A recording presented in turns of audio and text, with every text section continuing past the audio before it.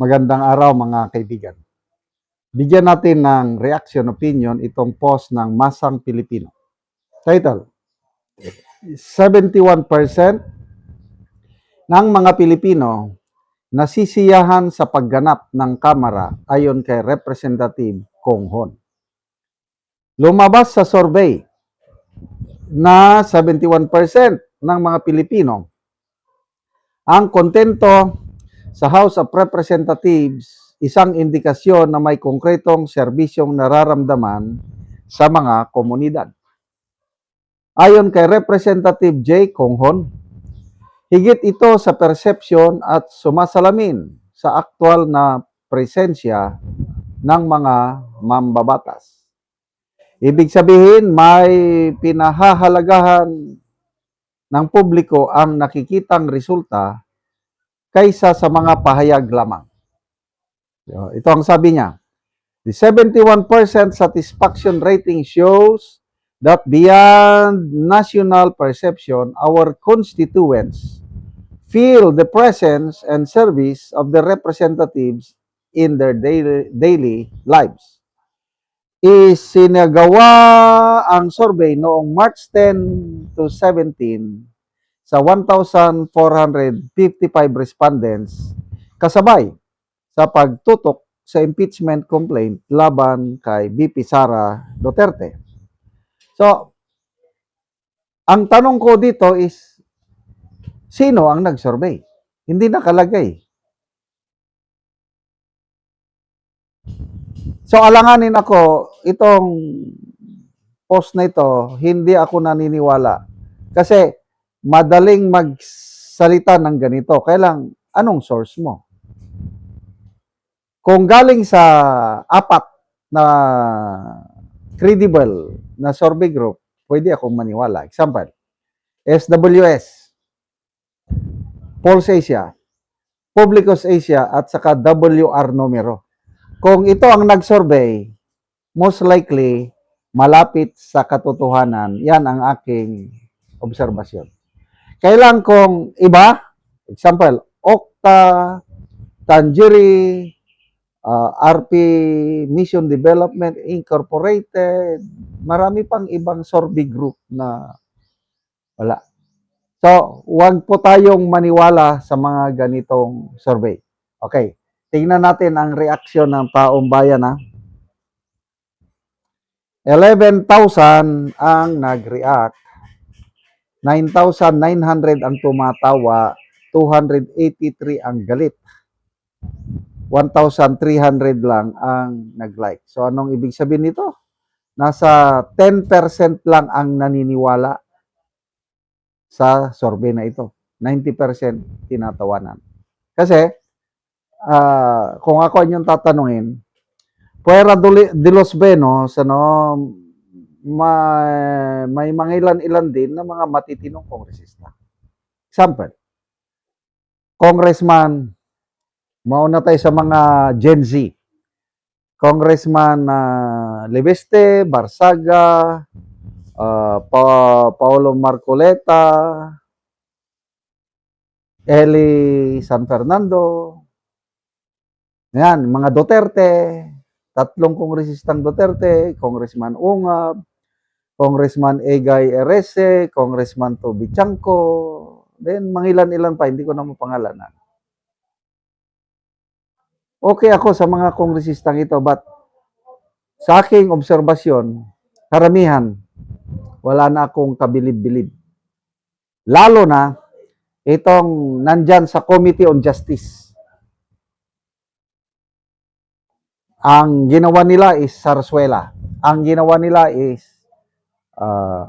anyway, hintayin na lang natin ang desisyon ng Korte Suprema sa mga patong-patong na petisyon isinampa laban sa ginawang proceedings ng Committee on Justice. Ito na ngayon, magbobotohan na sila. Ano yung mga balibalita? Billionaire News Channel, nagsabi sila na yung mga sources nila nagsabi na ang mga House leaders tumatawag na sa mga kongresista,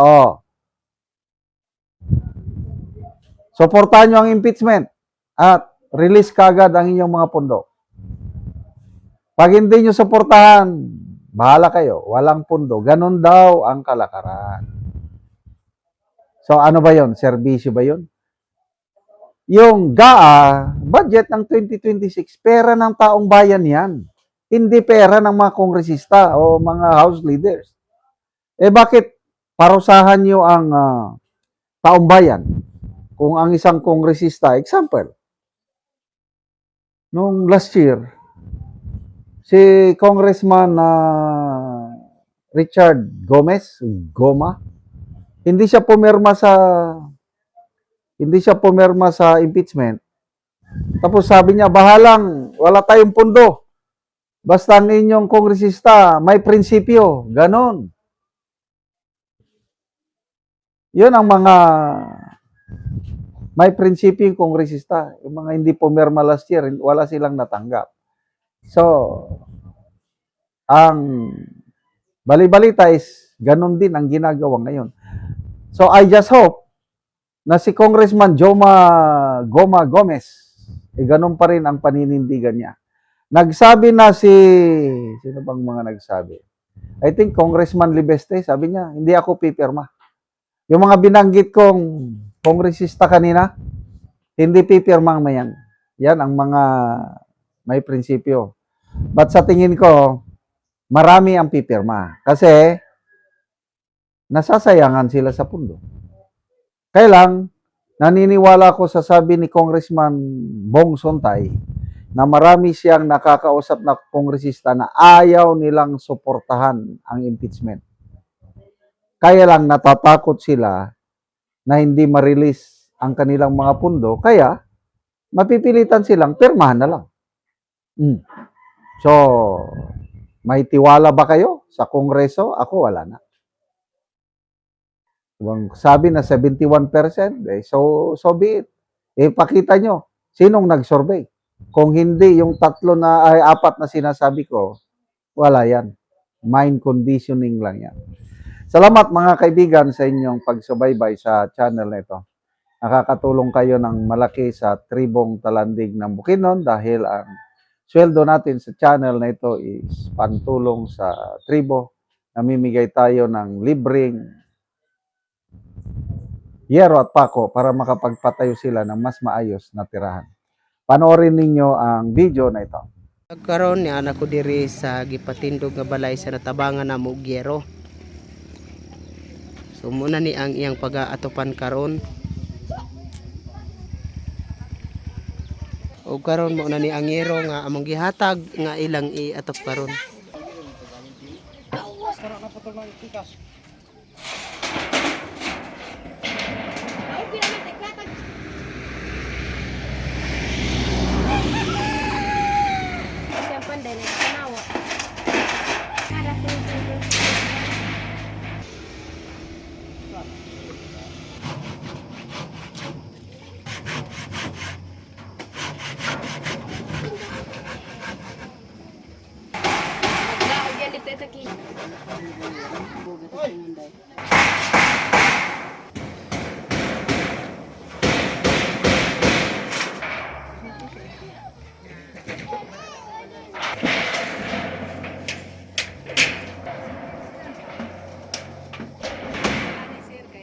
Tiyo. Kopya kayo. Puro na.